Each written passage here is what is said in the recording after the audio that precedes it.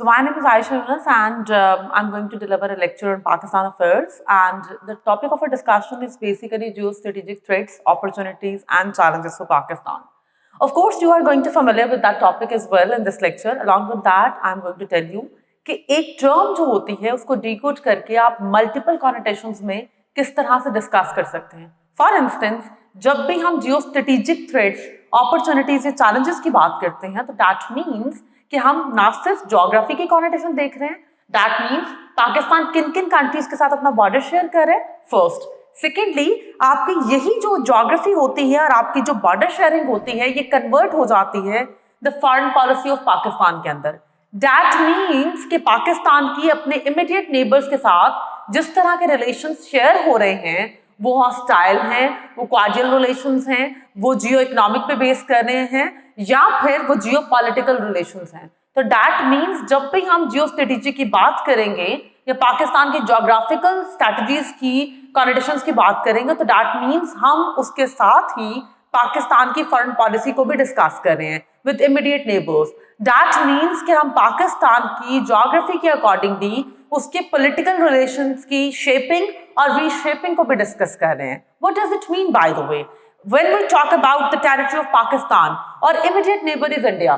अगर आपके इंडिया के साथ डे 1 से hostile relations हैं and you are not sharing very good relations with India and you are having the Kashmir conflict from day 1, तो इसका मतलब है ऑटोमेटिकली हमारी पॉलिटिकल क्लास के रिलेशंस इंडिया के साथ हॉस्टाइल होंगे. हम इंडिया के साथ मल्टीपल एग्रीमेंट्स को क्रैक करने की पोजीशन में नहीं हैं. हम उनके साथ पीस टॉक कर सकते हैं या फिर कश्मीर सोल्यूशन पे बात कर सकते हैं, बट जिस तरह के relations Pakistan for instance China के साथ शेयर करता है उस तरह के रिलेशंस हमारी पॉलिटिकल क्लास, पाकिस्तान की पॉलिटिकल क्लास इंडिया के साथ शेयर नहीं कर सकती. The next major thing is कि जब आप जियो पॉलिटिक्स को देख रहे हैं वो किस तरह से शेप हो रही हैं, तो एक लास्ट कॉनोटेशन जो बेसिकली जियो स्ट्रेटेजी में बहुत इंपॉर्टेंट होती है, that basic connotation is Jio economics. आपके इकोनॉमिक रिलेशंस किस कंट्री के साथ कितने होंगे, आपका ट्रेड पोटेंशियल कितना होगा, आपके ओपन बॉर्डर्स होंगे या हार्ड बॉर्डर्स होंगे, आपकी कॉनोटेशंस ओवरऑल इकोनॉमिक पोटेंशियल की किसी एक स्टेट के साथ किस तरह डिफाइन और रीडिफाइन होती हैं, ये सब चीजें भी आपकी ज्योग्राफिकल पोजीशन से इन्फ्लुएंस होती हैं. Why is that so? Let's talk about Afghanistan. As you all are familiar with the idea that Afghanistan is a land which is basically in a continuous war situation from 1979. Even before that, if we look at the history of Afghanistan, तो वहाँ पर 300 years से they are in fight. So basically वहाँ की connotations जो हैं वो warriorship वगैरह की ही रही हैं. तो डेफिनेटली जब हम कॉन्टेम्परेरी टाइम की, ग्लोबल एरेना की, ग्लोबल जॉनरास की बात करते हैं, ग्लोबलाइजेशन के पर्सपेक्टिव की बात करते हैं, तो definitely we are not in the favour of war situations. हम लोग पीस, स्टेबिलिटी, लिबरलिज्म इन कॉनोटेशंस को प्रमोट करते हैं. Obviously not us, the world, the west and the overall global narratives as well. तो अफगानिस्तान के साथ आप अपने इकोनॉमिक पोटेंशियल को पोटेंशियली यूटिलाइज नहीं कर सकते हैं, एक्चुअलाइज नहीं कर सकते हैं. And again why is that so? Because Afghanistan की सिचुएशन जो है वो टेररिज्म के कल्चर के ऊपर बेस कर रही है. What does it mean? इसका मतलब है जब हम जियो स्ट्रेटेजिक थ्रेट्स की बात कर रहे हैं या फिर ज्योग्राफिकल बाउंड्रीज की बात कर रहे हैं तो हम स्टेट के साथ अपने पॉलिटिकल, इकोनॉमिक, ट्रेड पोटेंशियल्स, अपने जितनी भी फॉरेन पॉलिसी है उसको भी डिफाइन कर रहे हैं. तो इतना इंपॉर्टेंट होता है किसी भी स्टेट का जियो स्ट्रेटेजिक थ्रेट्स या अपॉर्चुनिटीज. नेक्स्ट इसकी मेजर कॉनोटेशन है. ये तो हमने एक टर्म देख ली कि वो किन किन टॉपिक्स को, किन किन कॉनोटेशंस को टच कर रही है. अब हम इससे जाएंगे कि बेसिकली अगर हम पाकिस्तान की बात करते हैं तो एक हम ओवरऑल पर्सपेक्टिव को डिस्कस कर लेते हैं जियो पॉलिटिकल के एरेना को. Like we have Iran at one end, we have Afghanistan, we have India, we have China. तो बेसिकली हम इन कॉनोटेशंस में देखेंगे कि पाकिस्तान इनके पॉलिटिकल पोटेंशियल के साथ या इनकी पॉलिटिकल क्लास के साथ किस तरह से अपने पोटेंशियल को मैक्सिमाइज कर सकता है. Let's talk one by one. For instance अगर हम पहली बात करते हैं तो ऑब्वियसली हमें मिलता है इंडिया. इंडिया के अंदर डोंट फॉरगेट दिस फैक्ट कि इंडिया में from past almost 8-9 years Narendra Modi की गवर्नमेंट है. नरेंद्र मोदी का जो राइज हुआ है वो समझना बहुत इंपॉर्टेंट है. He belongs to a party which is known as RSS और बाद में उन्होंने अपने आप को पॉलिटिकली कैमोफ्लेज करने के लिए भारत जनता पार्टी पर कन्वर्ट किया था. इस पार्टी के जो स्टैंडिंग पॉइंट्स हैं from day one, by the way let me clarify you more on that, ये भी कांग्रेस की तरह डे वन से since the beginning of India exist करते थे, बट इनके जॉनरास हेटेड पॉलिटिक्स के थे, इनके जॉनरास एक्सट्रीमिफिकेशन ऑफ रिलीजन के थे, इनके जॉनरास हिंदुवता के थे। अब क्योंकि Narendra Modi as prime minister उसका राइज होता है along with that Bharat Janata party का, और Bharat Janata party as a majority party India में विन करती है और कांग्रेस को क्लीन स्वीप किया इन लोगों ने। अब क्योंकि वहां पे नरेंद्र मोदी की गवर्नमेंट है, व्हाट डज इट मीन? इसका मतलब है they are against the Muslim community, they are against Pakistan as well, and they are going to basically potentialise the aggressive policies against Pakistan. अब यहां से हमें डिफाइन हो रहा है पूरा का पूरा geopolitical arena, but don't forget ये जियोपॉलिटिकल एरेना अल्टीमेटली इन्फ्लुएंस करेगा आपके जियो स्ट्रेटेजिक थ्रेट्स को। आपकी मिलिट्रीज उन थ्रेट्स को कैसे काउंटर करेगी, उन एग्रेसिव मैकेनिज्म्स को कैसे काउंटर करेगी, ट्रेडिशनल और नॉन ट्रेडिशनल सिक्योरिटी थ्रेट्स को कैसे काउंटर करेगी। Now let's talk about Afghanistan.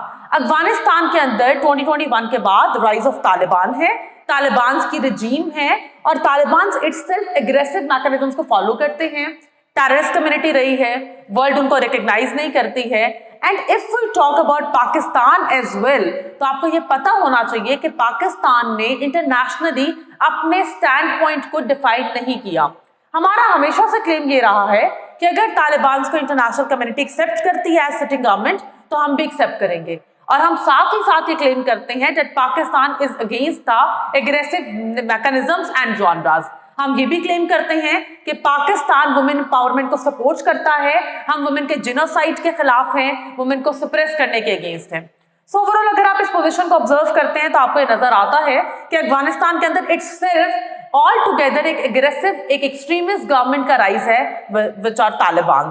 So definitely अगर आपको एक वन एंड पर एक्सट्रीमिस्ट गवर्नमेंट के राइज में आने से थ्रेट है विच इज इंडिया, तो ऐसे कैसे हो सकता है कि अगर so called Sunni Wahhabi terrorist organisations जो है पॉलिटिकली कैमोफ्लेज होकर एक स्टेट को गवर्न कर रही हैं, तो उन वजह से पाकिस्तान को डायरेक्टली या इनडायरेक्टली बॉर्डर थ्रेट्स नहीं हैं, ऑफ कोर्स हैं। और जहां तक बात एंड नहीं होती है, there is a new wave of resistance and terrorism in Pakistan, there is again a surge in the obviously activities of Tehreek Taliban Pakistan, TTP as well. और पाकिस्तानी मिलिट्री का ये कैटेगोरिकल क्लेम है कि टीटीपी को जो सपोर्ट है, टेरर फाइनेंसिंग है, वेपन सपोर्ट है, वो डायरेक्टली सिटिंग तालिबान रजीम से आ रही है, जिसकी वजह से पाकिस्तान के इंटरनल सिक्योरिटी मैकेनिज्म्स बहुत डिस्टर्ब्ड हैं। सुसाइड बॉम्बिंग कल्चर जो है इट इज प्रिवेलिंग अगेन, जिसकी वजह से हमें बहुत स्ट्रिक्ट स्टेप्स लेने पड़ेंगे to control all these things. अब आपको ये समझ आ गया होगा कि एक तरफ इंडिया के अंदर आपको नरेंद्र मोदी का राइज मिलता है जो कि एक एक्सट्रीमिस्ट गवर्नमेंट है, और ऑब्वियसली उसके आउटकम्स जो हैं वो ट्रेडिशनल और नॉन ट्रेडिशनल सिक्योरिटी थ्रेट्स दोनों कॉनोटेशन से पाकिस्तान को फेस करने पड़ेंगे। On the other way around upper end पे हम डिस्कस करें तो अफगानिस्तान है, and as I told you कि अफगानिस्तान में सिटिंग तालिबान रजीम है, तो उसके भी repercussions in the longer run Pakistan के लिए बहुत एविडेंट है। Let's talk about the other state. Pakistan के लॉयर एंड के ऊपर अगर आप देखें तो दैट इज ईरान। अब अगर ईरान की बात की जाए तो ईरान के अंदर 1979 के बाद से there is a rise of Khomeini's government. Khomeini's को अगर मैं आपको वन वर्ड में एक्सप्लेन करूं तो it's a kind of a Shia mindset, और उनकी एक एक्सट्रीमिस्ट रजीम थी जो रेवोल्यूशन के बाद गवर्नमेंट में आई थी, और उनका जो बेसिक जॉनरा या पर्सपेक्टिव था वो यही था कि हमने शियाइज्म को प्रोटेक्ट करना है against the Sunni community, and Iran wants to rule the Muslim world as well. But इसकी वजह से पाकिस्तान को डायरेक्टली या इनडायरेक्टली बहुत से रिपरकशंस फेस करने पड़े हैं। Again why is that so? Because अगर हम ईरान को देखें या ईरान की बात करें तो वहां पर खुमीनीज के राइज की वजह से पाकिस्तान में इम्पैक्ट कैसे पड़ा? पाकिस्तान इज अ स्टेट जिसमें मैक्सिमम पॉपुलेशन सुन्नी कम्युनिटी की है, और डेफिनेटली हमारे alliance from day one Saudi Arab, kingdom of Saudi Arab से बहुत अच्छे रहे हैं। And last but not the least, Taliban की जो मैं आपको डिस्कशन बता रही थी इन अफगानिस्तान, वो सुन्नी या वहाबी कम्युनिटी से बिलोंग करते हैं। इस्लामिक रिलीजन में जिन दो सेक्ट्स का आपस में बहुत एविडेंट कॉन्फ्लिक्ट है that is Shia versus Sunni class. तो ऑब्वियसली अगर एक एंड पर आपको अफगानिस्तान में सुन्नी तालिबान का या वहाबी का राइज मिलता है, तो ऑन द अदर एंड आपको ईरान में शिया जो कम्युनिटी है, एक्सट्रीमिस्ट माइंडसेट के लोगों का राइज मिलता है, जिसकी डायरेक्ट रिपरकशन अगेन पाकिस्तान पर आए हैं शिया सुन्नी कॉन्फ्लिक्ट की फॉर्मेट के ऊपर, क्योंकि पाकिस्तान की पॉलिसीज हमेशा से प्रो सऊदिया रही हैं, प्रो KSA रही हैं, इसके भी डायरेक्ट रिपरकॉशंस हमें फेस करने पड़े जब खुमैनीस की गवर्नमेंट एग्जिस्टेंस में आई है। तो पाकिस्तान को ईरान के साथ भी मल्टीपल थ्रेट्स फेस करने पड़े हैं और ईरान किसी हद तक ठीक भी था इन कॉनोटेशंस के अंदर। Why is that so? Because Wahhabi community और वहाबी एक्सट्रीमिस्ट माइंडसेट के राइज की वजह से Shias were not safe in Pakistan, जिसकी वजह से डायरेक्टली या इनडायरेक्टली आपकी फॉरेन पॉलिसी भी बहुत कॉम्प्रोमाइज हुई है और आपके टेरिटोरियल डिस्प्यूट्स भी हो रहे हैं। That means unsafe borders. Last but not the least, अगर आप अपने अपर एंड की बात करो तो that is China. No doubt in that Pakistan के जो रिलेशंस हैं with China, it's like obviously that's an overrated quotation in Pakistan that our relations with China are, you know, deeper than seas, higher than Himalayas. But unfortunately, अगर आप देखें तो in near future, if you are not able to pay back the debt of China, so China is going to be another America for Pakistan, because China is a superpower and China is a veto country as well. Last but not the least, let's talk about their political class as well. अगर मैं आपको China का बताऊं तो China में जो sitting government है that is of Xi Jinping. Xi Jinping की अगर मैं बात करूं तो बेसिकली आप अगर ऑब्जर्व करें तो आपको आइडिया होता है कि that is he is the obviously chairman of Chinese communist party and he is ruling the party from so long. Along with that उसकी बहुत ज्यादा रिजिड कम्युनिस्ट आइडियोलॉजीज भी हैं और कम्युनिज्म में there is no space for religion at all. And last but not the least, if we talk about the Chinese Communist Party, they have their aggressive policies against the Muslim community. Why and how? अगर आप within the China observe करें तो आपको idea होता है the intermittent camp for the Uyghur Muslims. उनके reason है Xinjiang reason के अंदर they had basically expanded the prison cells for Muslim community. Why? वो चाहते हैं कि मुस्लिम कम्युनिटी अपने रिलीजन को प्रैक्टिस करना छोड़ दे, अपने रिलीजन अपनी आइडियोलॉजीज को बिलीव करना छोड़ दे, क्योंकि वो मानते हैं कि Muslim is a very orthodox and kind of a terrorist community. So अगर वो अपने वीगर मुस्लिम्स को अपने ही सिटीजन्स के साथ ही कर सकते हैं, how they are going to support Pakistan in a longer run? So basically वहां पर जो सिटिंग गवर्नमेंट है वो भी काइंड ऑफ एंटी मुस्लिम है। सो अगर आपके एक एंड पे ईरान है, चाइना है, अफगानिस्तान है, इंडिया है, इन सब में अगर बेसिक कॉनोटेशंस की बात की जाए तो सब जगहों पर कहीं ना कहीं एक्सट्रीमिस्ट गवर्नमेंट एग्जिस्ट कर रही है। ऑन एक्सट्रीमिस्ट गवर्नमेंट्स के राइज में आने की वजह से एक्सट्रीमिफिकेशन और आपको बेसिकली एग्रेसिव पॉलिसीज मिलती हैं on strategical basis. Along with that इससे आपके जियो मिलिट्री रिलेशंस भी आपको कॉम्प्रोमाइज होते हुए नजर आते हैं।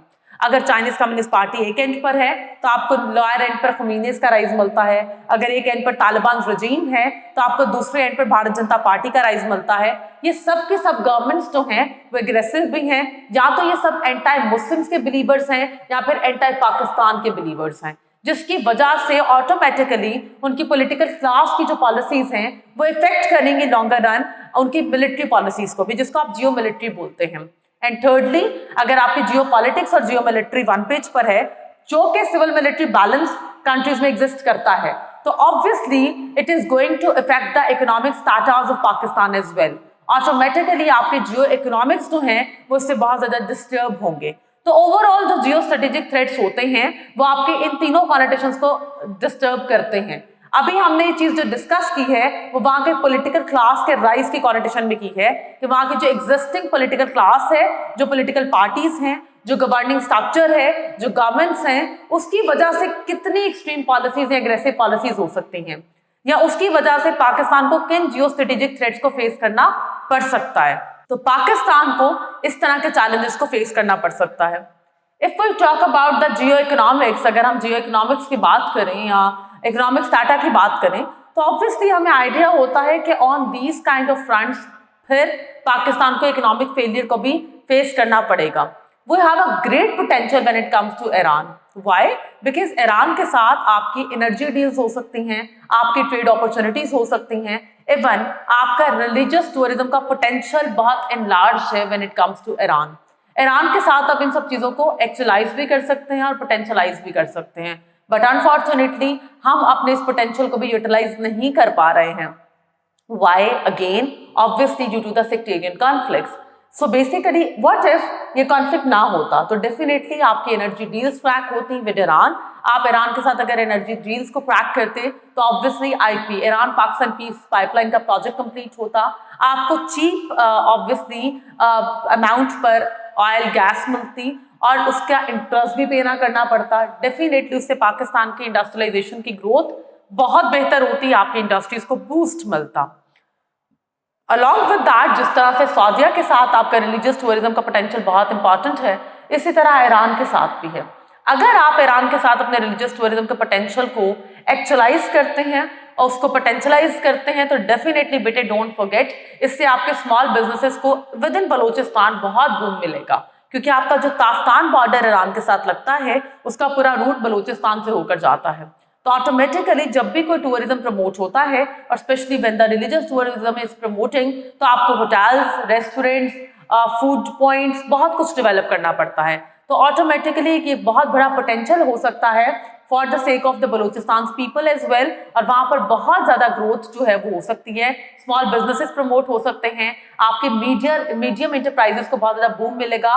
Plus last but not the least, आप proper formal economic trade zones जो हैं वहां पर डेवलप कर सकते हैं, प्रॉपर फॉर्मल मार्केट्स को डेवलप किया जा सकता है, जो बेसिकली आपके मल्टीपल जो चीजें हैं जैसे बेसिक जरूरियात जिंदगी होती हैं, नेसेसिटीज ऑफ लाइफ, उसको आप इंपोर्ट एक्सपोर्ट के कल्चर के थ्रू जो है प्रमोट कर सकते हो। अगर इंडिया और पाकिस्तान के स्टेट पोटेंशियल को एनुअली एक्चुअलाइज करें तो आप को ये समझ जाना चाहिए कि इससे आपकी एम्प्लॉयमेंट अपॉर्चुनिटीज में बहुत बेनिफिट होगा, आपकी एम्प्लॉयमेंट अपॉर्चुनिटीज को बहुत बूम मिलेगा, जीडीपी और जीएनपी को बहुत बेनिफिट होंगे, आपका ग्रोथ जो है वो बहुत ज्यादा बूम करेगा। अगर आप चाइना की बात करें, what if Pakistan has its strong grounds when it comes to the economic structure. अगर आपके इकोनॉमिक स्ट्रक्चर के ऊपर स्ट्रॉन्ग ग्राउंड्स मौजूद होती तो ऑब्वियसली आप जियो इकोनॉमिक्स के पोटेंशियल को चाइना के साथ विद अ डिफरेंट लेंस भी एक्चुअलाइज कर सकते थे। What does it mean? China आपको ऑन इक्वल ग्राउंड्स अपॉर्चुनिटीज देता, ऑन इक्वल ग्राउंड्स एम्प्लॉयमेंट को ऑफर करता, ऑन इक्वल ग्राउंड्स आपके स्किल लेबर जो है वो कोलैबोरेट करती on CPAC and the multiple projects under the umbrella of CPAC। Last but not the least, what if Afghanistan के अंदर पीस मेंटेन होता है, तो डेफिनेटली अफगानिस्तान और पाकिस्तान का ट्रेड पोटेंशियल अगर आप एक्चुअलाइज करते हैं तो मिनिमम भी आपको 3 to 4 लाख जॉब्स का रूम मिलता है विद इन 1 ईयर। एक साल के अंदर 4 लाख जॉब की कैपेसिटी को क्रिएट करना आप पॉसिबल हो सकता है अगर अफगानिस्तान और पाकिस्तान पीस नैरेटिव्स को मेंटेन कर लेते हैं। सो अगर आप इन तमाम तर पोटेंशियल्स को देखें तो अगर आपकी जियो पॉलिटिक्स मेंटेन होते हैं, आपके सिक्योरिटी स्टेटस या सिक्योरिटी स्टेट नैरेटिव साइडलाइन होता है, तो आप अपने जियो इकोनॉमिक्स को भी 100% पेस के साथ जो है वो डेवलप कर सकते हैं, जिसकी वजह से in longer run maybe Pakistan can become a developed state as well, and maybe हम भी ऑब्वियसली वर्ल्ड की टॉप 20 या टॉप 30 इकोनॉमीज में इंडिया की तरह फॉल कर सकते हैं। सो बेसिकली जियो स्ट्रेटेजिक जो है थ्रेट्स या चैलेंजेस या अपॉर्चुनिटीज वो इन्फ्लुएंस करती हैं आपके पॉलिटिक्स को, आपके इकोनॉमी को, इवन आपके फ्यूचर को भी। So that is all from today's lecture. Thank you, stay blessed.